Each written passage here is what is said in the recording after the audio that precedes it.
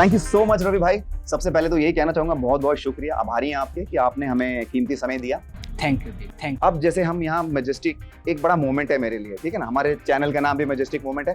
मैं बड़ा ये एंजॉय कर रहा हूँ कि देखो एक बोट के ऊपर शानदार मांडवी नदी का किनारा, आसपास देखिए आप, इतनी रौनक है, पार्टियां हो रही हैं, ठीक है। आपकी कोई यादगार है गोवा से रिलेटेड? कभी गोवा आए हैं इससे पहले या कभी नहीं?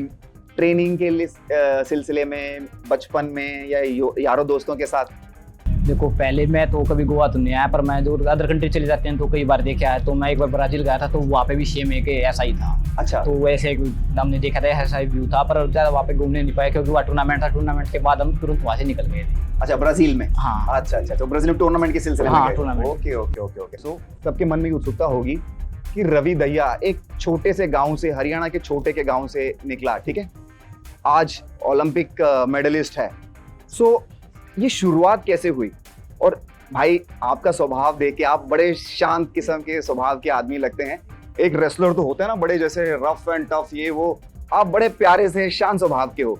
और ये कुश्ती वाला जो उठा पटकी वाला खेल होता है, देव मारा, ये कैसे, ये कहाँ से आया आपके पास? कहाँ से शुरुआत हुई? गाँव से शुरुआत थी मेरी, थी गांव से। तो मैं शुरुआत, कौन से गांव से? मेरा गांव नारी है, तो नारी हरियाणा में है, सोनीपत जिला है। हाँ जी। तो वही से स्टार्टिंग थी। तो मेरे गांव से पहले भी काफी अच्छे अच्छे रेसलर निकल चुके हैं। मैं तीसरा ओलंपिक में जाने वाला खिलाड़ी था अपने गांव से, पहलवान। अच्छा, तो इससे पहले कौन गए थे? मेरे पहले 2012 में एक अमित दहिया था, एक महावीर था, एक 1980 में। अच्छा, वो ओलंपिक में रिप्रेजेंट कर चुके हैं। हाँ, तो मैं तीसरा था। तो अच्छा, वही से शुरुआत थी, क्योंकि ना एक क्रेज चला हुआ रेसलिंग का एक हमारे गांव से काफी। तो हमारे गुरुजी एक हंसराज जी, तो उनके पास जाते थे, छोटे से थे तो उसके पास चले जाते थे कि अपना पिताजी किसान थे, तो खेती करते थे वहाँ पे। तो उनको कुछ जैसे कोई माता जी बोलती थी कि भाई दूध या कुछ चाय उनके ले जाओ, तो वहाँ पे चले गए। तो उनको देखे तो बोले कि चलो तू आ गया तो यहाँ पे कुछ खेल वेल ले मिट्टी में, क्योंकि वो वहाँ से छोटा सा अखाड़ा था मिट्टी का। तो वही से शुरुआत हुई, और वहाँ से या ओलंपिक का सफर वहाँ सब गाँव से शुरुआत हो गई। फिर दिल्ली आ गए, तो दिल्ली से ये मानो कि अब ओलंपिक में मेडल आया, तो शुरुआत वही से थी, पर मेडल दिल्ली आ गया है। अच्छा, और कितने भाई बहन थे भाई आपके? हम 2 भाई हैं। 2 भाई हैं। अच्छा, गुड। मैं किसी ना इंटरव्यू में उस दिन देख रहा था कि आपके पिताजी भी आपको शायद एयरपोर्ट लेने आए थे, और कहीं मैंने देखा था कि उनका बड़ा योगदान है आपके लिए। दूध, घी, मक्खन, जहाँ भी आप ट्रेनिंग करते थे हमेशा लेके आते थे। बिल्कुल जी, देखो एक फैमिली का तो पूरा योगदान होता है, और पेरेंट्स का, मैं बड़े पिताजी का तो मानता हूँ कि उनका तो बहुत योगदान है। क्योंकि ना वे खेती करते थे अकेले, और 20 से 25 एकड़ अकेले बोते हैं, और इतनी ज़मीन थी खुद की और दूसरे के लिए कि बोना, सबसे पहली बात तो। और फिर उसके बाद सुबह मेरे के पास दिल्ली आ जाना, डेली दूध दही मक्खन लेके आना सुबह। ये नहीं था कि चाहे बारिश हो चाहे कुछ भी हो, तो उनका आना ही आना था उनको। तो सुबह आप भी आ जाते हैं, तो 6 बजे तकरीबन 6:30 बजे तक वो हमारे पास आ जाते हैं।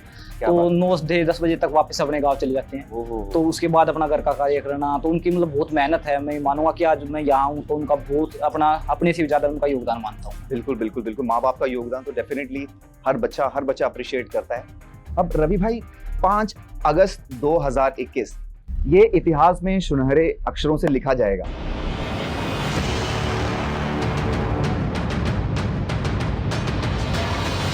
क्या आप हमें उस मोमेंट पे लेके जा सकते हैं? क्योंकि हम सबके लिए बड़ा ही प्राउड मोमेंट था। मुझे याद है जो माहौल क्रिकेट, फुटबॉल, इंटरनेशनल मैचेस के टाइम पे होता था कि लोग सुबह उठ के नींद को अपनी सैक्रिफाइस करके मैचेस देखते थे, वो ओलंपिक्स के टाइम हमने देखा। 4 बजे, 5 बजे, 6 बजे लोग उठ के सारे मैचेस देख रहे थे। आई थिंक वो हाईएस्ट व्यूअरशिप रही होगी मेरे हिसाब से। तो रवि भाई, आप इस चीज को कैसे देखते हैं, और उस समय आपके मन में क्या चल रहा था जब आप पोडियम पे खड़े थे? देखो बहुत अच्छा लगता है, और देश का झंडा अगर हमारी वजह से अगर ऊपर जा रहा है, तो इससे मूवमेंट शायद मैं नहीं मानता कोई जिंदगी का अगर होगा।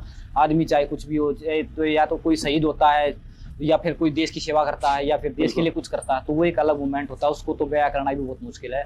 और जो पोडियम पे थे और देश का झंडा ऊपर जा रहा था, तो ये मानो कि धड़कन भी ऐसा हो रहा था कि रुक गई, क्योंकि ना एक हमारी वजह से देश का झंडा ऊपर जा रहा है, तो मूवमेंट को बता पाना भी बहुत मुश्किल है। तो जब आप पोडियम पे खड़े थे, आपने देखा आपका झंडा लहरा रहा है, तो आई एम श्योर बड़ा इमोशनल मोमेंट होगा वो। बिल्कुल। देखो इससे मूवमेंट तो इससे तो मैं नहीं मानता, इससे ऊपर कुछ भी होता होगा, चाहे आदमी कुछ भी कर ले, उससे ऊपर कुछ नहीं होता अगर देश का झंडा हमारी वजह से शायद ऊपर। सही है आई थिंक। अच्छा, जैसे मैं अपनी बात कर रहा था, जो लोगों का एक अचानक से लोगों का जो एक रुझाव है, लोगों का जो एक इंटरेस्ट है इन खेलों के प्रति, जेवलिन हो, कुश्ती हो, टेबल टेनिस हो, बैडमिंटन हो, ये सारे गेम्स हो गए। अचानक से ये रेवोल्यूशन कैसे आया है कि पहले मुझे याद है कि सिर्फ और सिर्फ ये सारा प्यार क्रिकेट को या कभी कभी फुटबॉल को मिलता था या हॉकी को, बट आज पहली बार हमने देखा इस ओलंपिक्स में, तो क्या क्या मानते हैं कि क्या होगा ये? मैं ये मानता हूँ कि क्योंकि ना जो हमारी सरकार है ना, वे काफ़ी कार्य कर रही है, और अपनी अपनी जो फेडरेशन है जैसे WFI हमारी रेसलिंग फेडरेशन ऑफ इंडिया, तो उन्होंने बहुत कार्य किया है इसके ऊपर।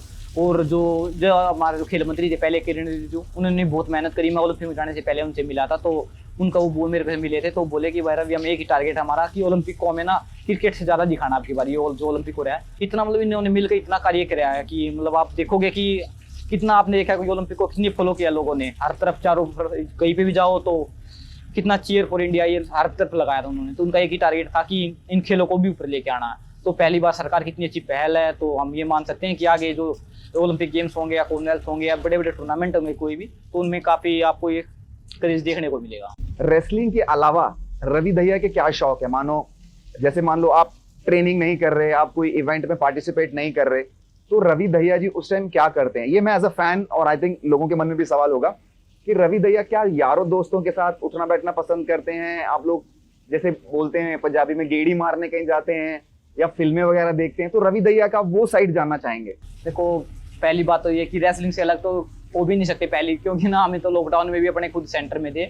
इतना डिसिप्लिन गेम हमारा, अगर आपको थोड़ा सा भी इधर उधर हो जाएगा तो उसमें थोड़ी परेशानी आ सकती है। फिर भी अगर थोड़ा बहुत समय मिलता है, जैसे लॉकडाउन में था या फिर थोड़ा अभी थोड़ा फ्री थे, तो कभी कभी पहाड़ों की तरफ चले जाते हैं, यहाँ पे केदारनाथ है या इस तरफ, तो ये होता कि भगवान के दर्शन भी हो जाएंगे और थोड़ा मन फ्रेश भी हो जाएगा, तो वहाँ पे चले जाते हैं। और ज़्यादा तो मिलता नहीं समय पहले, तो मिलता है तो इस तरफ भी चले जाते हैं। कभी कभी हरिद्वार है या थोड़ा उस साइड से निकल जाते हैं। फिल्में वगैरह देखते हैं? बहुत कम, कभी कभी बहुत कभी समय मिल जाता। तो अभी तो 2-3 साल हो गए, मैं अभी तक तो कोई फिल्म नहीं, काफी दूर था इन चीज़ों से। लास्ट फिल्म कौन सी देखी थी? लास्ट फिल्म कभी कभी ये मोबाइल पे देख लेते हैं, ज्यादा कुछ नहीं, पर जो मोटिवेशन होती है, मोटिवेशनल मूवी जैसे कि लास्ट देखी हो? हाँ, ये 3 इडियट में काफी अच्छे लगा उनको। हाँ। काफी उनका एक अच्छा किरदार निभाया जो उन्होंने दिखाया था, तो काफी अच्छा लगा वो, तो लास्ट वही देखी थी। कोई फेवरेट एक्टर या एक्ट्रेसेस? एक्ट्रेस तो नहीं है, पर एक्टर है अक्षय कुमार, काफी अक्षय कुमार। हाँ, अच्छा, बिल्कुल, अक्षय कुमार से काफी आप मतलब मोटिवेटेड होते हैं? काफी। ठीक। मान लो कल रवि दहिया के ऊपर एक बायोपिक बनती है, तो आपको क्या लगता है कि कौन सा वो एक्टर है जो आपका किरदार निभा सकता है, या उसको निभाना चाहिए, या खुद आप निभाना चाहेंगे? अभी कुछ नहीं सोचा इस बारे में, कभी दिमाग में आएगा तो जरूर इस बारे में बात करेंगे। अभी कुछ नहीं इसके बारे में कोई नहीं। और कभी कल को कोई एक्टिंग के ऑफर मिले तो रवि दहिया को? देखो जी, हम तो इतना अच्छा एक्टिंग कर नहीं पाते हैं, जो भी होगा तो शायद वो अच्छा लगेगा तो जरूर एक्सेप्ट करेंगे। ये जो फॉरेन कोचेस हैं, हाल ही में एक बड़ा ट्रेंड सा चला हुआ है, हर खेल में फॉरेन कोचेस आ गए हैं और अच्छा कर रहे हैं, अच्छा भी कर रहे हैं। तो इसके ऊपर आप कोई टिप्पणी करना चाहेंगे कि क्या फॉरेन कोचेस का वाकई में योगदान होता है? क्या हमारे जो इंडियन कोचेस हैं वो कहीं कम हैं, या फिर फॉरेन के कोचेस टेक्निकली ज्यादा साउंड हैं? मतलब कैसे देखते हैं, क्योंकि एज एन ऑडियंस हमें ये सारी चीजें समझ नहीं आती। भाई देखो, सबका ना अपना अपना एक तजुर्बा होता है, पर मेरा तजुर्बा जो मैं मानता हूँ, मैं तो ये मानता हूँ कि देखो, एक ये नहीं होता कि एक जो कोच होता है, एक ये नहीं होता कि एक आप ओलंपिक चैंपियन कोच, एक खिलाड़ी एक ओलंपिक चैंपियन निकाल सकता है। मेरा मानना तो ये है नहीं, क्योंकि मैं पढ़ता रहता हूँ और देखता भी रहता हूँ, काफी वीडियो हैं, तो शायद आपने नहीं देखा होगा, पर मैंने देखा है। हाँ। जो उसेन बोल्ट है, तो उसका कोच है, तो अपनी जिंदगी उसेन बोल्ट की बात कर रहे हैं? हाँ, उसेन बोल्ट, तो वो तो मेरे ख्याल से बहुत एक सफल एथलीट मेरे ख्याल से। बिल्कुल। तो उनको उसकी आप पढ़ना, उनके बारे में कभी देखना। तो जो उनका कोच है वो अपनी जिंदगी में बस एक ही रेस दौड़ा था, वो भी, और वो सबसे लास्ट आया था उसमें। तो उसने उसेन बोल्ट और कई, मेरे ख्याल से कई खिलाड़ी, उन्होंने कम से कम 10 से 15 जो ओलंपिक के गोल्ड निकाले। तो मेरा तो यही मानना है कि एक कोच ये नहीं होता कि आप ओलंपिक चैंपियन कोच ही एक ओलंपिक चैंपियन निकाल सकता है। आई थिंक इस सीरियस क्वेश्चन सवाल से उठ के हम एक बड़ा थोड़ा मोमेंट को लाइट करते हैं, वापस वहीं चलते हैं अपना। जब आपको सिल्वर मेडल मिला, तो सबसे पहले आपके जहन में क्या आया कि मैं किसे फोन करूं, और आपने किसको फोन किया सबसे पहले? पता है, देखो भाई जी, जब एक टूर्नामेंट मेडल लेके मैं आया था, तो मैं एक मैट हॉल में आया, जिसमें हम सारे, मतलब जो एक प्रैक्टिस हॉल होता है जो, तो उसमें मैं आया, तो उसमें वो कोचेज थे हमारे जो, तो काफी खुश थे उस टाइम। तो उनके पास प्रधानमंत्री जी का फोन आया था खुद। अच्छा। तो वो खुद बात करने ही करे, सबसे पहले मेरी बात प्रधानमंत्री जी से हुई, तो उन्होंने काफी बधाई दी। उन्होंने बोला कि देखो, आप निराश मत हो। और नरेंद्र मोदी जी का फोन आया था? बिल्कुल जी, उनका फोन आया था, तो उन्होंने काफी बधाई दी और बोला कि आपको निराश नहीं होना चाहिए। देखो, एक आपने बहुत अच्छा किया देश के लिए, और आगे हम आपसे उम्मीद करेंगे आप देश के लिए गोल्ड जीतोगे। अभी मेहनत करो, आप काफी यंग हो और काफी आपके पास समय है, अभी काफी जो कैरियर काफी लंबा है।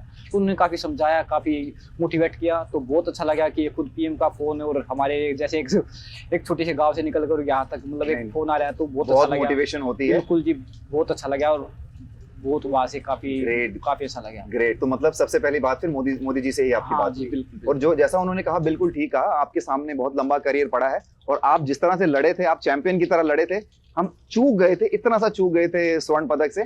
सो आई थिंक उसके लिए निराश होने की तो बिल्कुल जरूरत नहीं है। हम सब आपके ऊपर उतना ही मान करते हैं, गौरवान्वित किया है आपने हमें। Thank you. रवि भाई, अगला जो मेरा सवाल है ना, ये है कि मैं खुद एक फिटनेस फ्रीक हूँ, ठीक है, तो आप तो फिटनेस की चलती फिरती मूर्त हैं। तो आपसे जानना चाहूंगा कि आप अपनी फिटनेस का ध्यान कैसे रखते हैं। और एक ना हमेशा से सबके माइंड में ये बात होती है कि जो पहलवान है, जो रेसलर है, वो सिर्फ दूध, घी, मक्खन, लस्सी यही उनकी डाइट होती है। क्या ये सच है या मिथ है? क्योंकि आजकल क्या लोग प्रोटीन वगैरह, सप्लीमेंट्स वगैरह इनका भी यूज करते हैं कि जो ट्रेडिशनली रेसलर्स लेते थे वही आज भी सब करते हैं? तो इसके बारे में कुछ बताएंगे भाई? इसलिए कि मेरा मानना तो यही, अगर हम स्टार्टिंग करते हैं तो दूध, दही, मक्खन, घी यही से होती है। अच्छा। जब हमारी एज हो जाती है तो तकरीबन 18 से ऊपर हो जाते हैं, और कई बार देखो आपको अदर कंट्री भी जाना पड़ता है, ऐसी जगह जहाँ पे आपको खाना पीना जो मतलब जो आपको चाहिए वो नहीं मिल पाता। अच्छा। तो उस टाइम आपको न्यूट्रिशन की काफी जरूरत हो जाती है।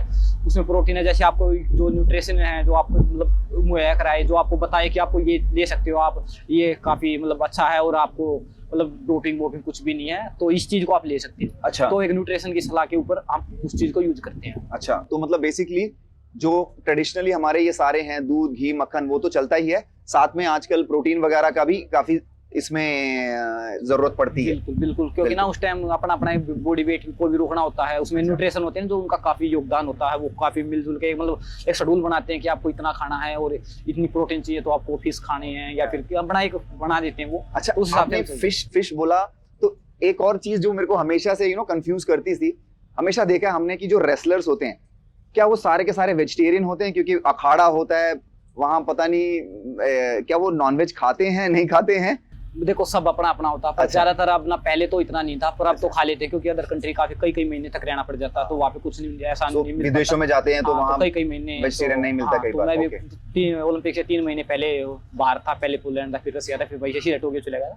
तो मतलब बाहर रहते हैं तो खा लेते हैं, क्योंकि ना सबसे ऊपर तो बस मैं ये मानता हूँ कि जो आप खेल खेलते हो सबसे ऊपर वो होता है। बिल्कुल। आप अगर उसमें रिजल्ट नहीं देते, देश के लिए कुछ नहीं कर पाते, तो वेज तो नॉन वेज सबसे से कोई पहले- फर्क नहीं पड़ता, वो बिल्कुल, बिल्कुल एज लॉन्ग एज आपकी न्यूट्रिशनल जो रिक्वायरमेंट है वो हाँ, पूरी हो रही है। बिल्कुल। तो रवि भाई, आप वेजिटेरियन है कि नॉन वेजिटेरियन है? मैं तो जी खा लेता हूँ जी, नॉन वेज खा लेता हूँ। अच्छा अच्छा, नॉन वेज खा लेते हैं। तो हाँ। क्या पसंद करते हैं? हाँ, फिश है अच्छा। और या चिकन है, थोड़ा बहुत मटन। ठीक है, तो आप क्या एडवाइस करेंगे अगर किसी को न्यूट्रिशन की तरफ ध्यान देना हो तो क्या खाना चाहिए? देखो अपना अपना एक शेड्यूल बनाए और अपना जो अच्छा लगे मतलब आप उस शेड्यूल को फॉलो करो, और आपको रिजल्ट आए तो उसको मानो, नहीं तो आप चेंज कर सकते हो। चलो, तो इसका मतलब कि मेरा आज एक आपने बहुत बड़ा डाउट क्लियर कर दिया, क्योंकि मैं हमेशा से सोचता था कि पहलवान मतलब सिर्फ दूध, घी, मक्खन, बस यही। आई थिंक जरूरी है, समय के साथ अब चीजें एडवांसमेंट हुई है, टेक्नोलॉजी जिस तरह से आ रही है, तो ये सब चीजों की भी जरूरत पड़ती है, क्योंकि इंटरनेशनल लेवल पे भी कंपटीशन काफी बढ़ गया है, तो प्रोटीन डाइट बहुत ज्यादा जरूरी है। बिल्कुल बिल्कुल। ये जो बाइट वाला किस्सा है, इसके बारे में ज्यादा चर्चा हुई नहीं। हाँ, कुछ लोगों से मैंने सुना भी था।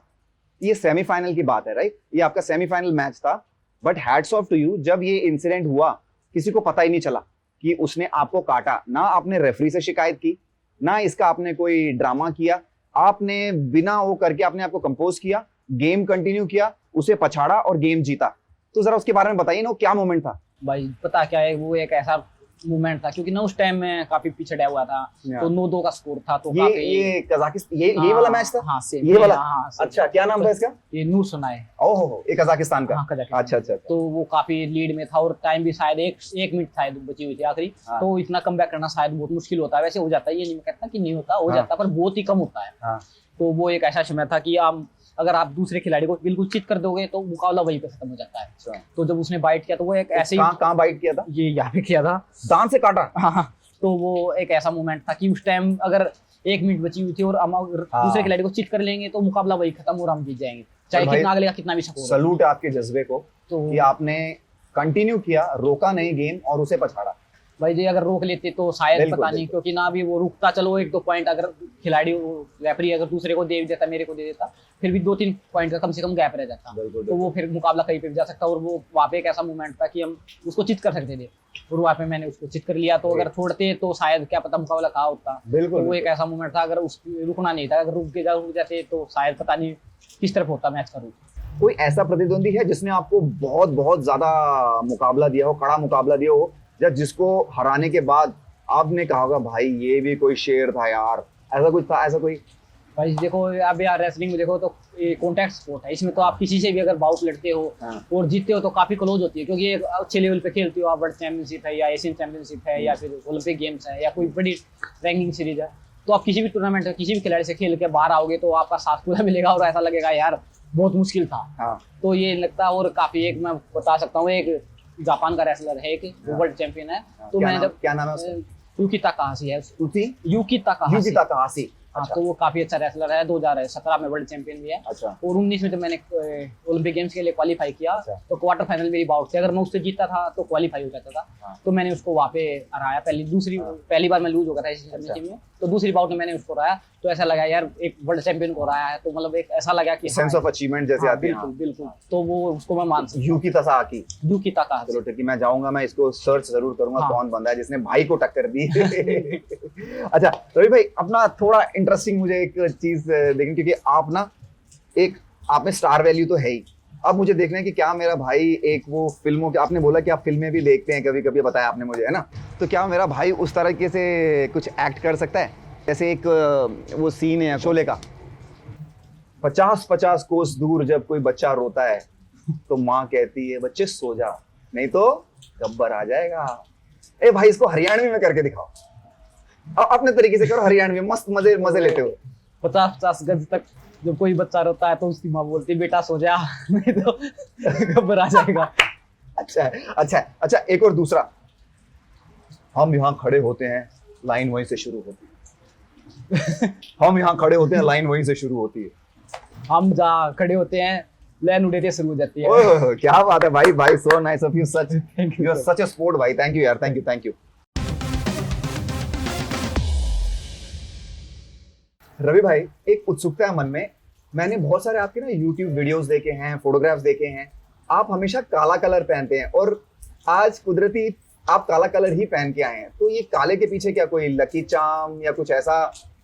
ऐसी कोई बात नहीं है। पता है क्या होता है कि आप कोई भी अखाड़े में जाते हैं तो मट्टी का काम ज्यादा होता है वहाँ पे। हाँ। तो छोटे छोटे बच्चे होते हैं तो पूरे सुबह शाम मेहनत करने के बाद दिन में नींद आती है, तो कपड़े धोने में कभी मान अच्छा। जाए कि कपड़ा तो मैले हो जाते हैं, तो हाँ। काला थोड़ा लेट मैला होगा। ओह, अच्छा, इसलिए अच्छा, अच्छा। जब से आदत बन गई, और ओके। अब तो ऐसी कोई बात नहीं है, बस ब्लैक पहन लेते हैं तो अच्छा लगता है।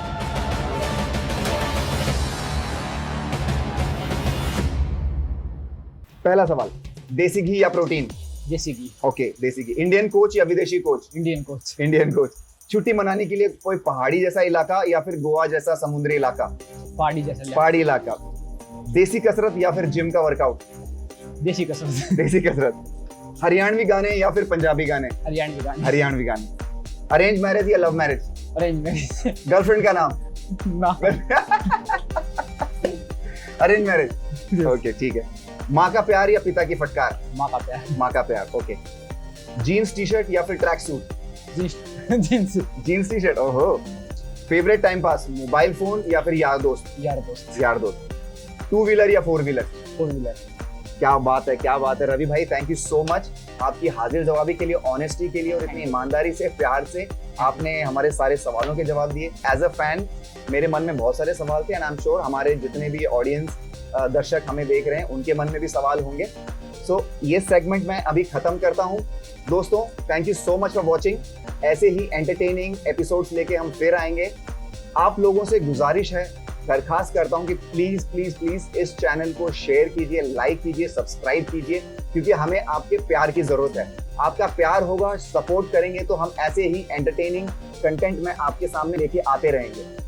भाई खत्म करने से पहले एक छोटा सा मोमेंटम हमारी तरफ से, रवि भाई ये छोटी सी thank you. Thank you. Majestic moments की तरफ से, इसमें गोवा की कुछ यादें हैं, स्पेशलिटीज हैं, थैंक यू। जो कि आप डेफिनेटली जब हरियाणा जाएंगे तो आप याद करेंगे कि इसमें कुछ मिठाइयाँ हैं, कुछ हैंडीक्राफ्ट्स हैं गोवा के, तो मुझे बताइएगा जरूर कि कैसा लगा। मैजेस्टिक मूवमेंट भाइयों का चैनल है अपने का, और बहुत अच्छा लगा मेरे को, तो बहुत मजा आया। और आप भी भाई को सपोर्ट करो, लाइक करो, शेयर करो और सब्सक्राइब करो भाई के चैनल को। जय हिंद।